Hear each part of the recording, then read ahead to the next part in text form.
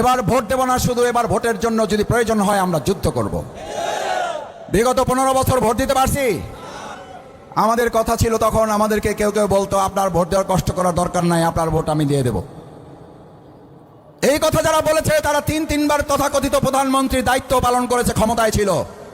কিন্তু ভাই এবং বন্ধুগণ, এমন কপাল পোড়া পড়েছে, তাদের জেলখানায় যাওয়ার কথা ছিল। আমরা মনে করেছিলাম পদত্যাগ করবে, জেলখানায় যাবে, কিন্তু আল্লাহ তাআলা ফয়সালা ভিন্ন, পদত্যাগ করে নাই, দেশ ত্যাগ করেছে। সে যত বেশি জুলুম করবে, অন্যায় করবে, তার শাস্তি আল্লাহ তাআলা শুধু পরকাল না দুনিয়াতেই দেখাবেন। দেখাইছেন না দেখান নাই? নতুন করে আমরা আবার শুনতে পাচ্ছি,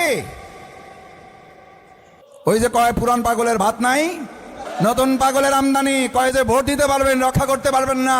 এই নতুন ফ্যাসিস্টের চেহারা আছে না নাই?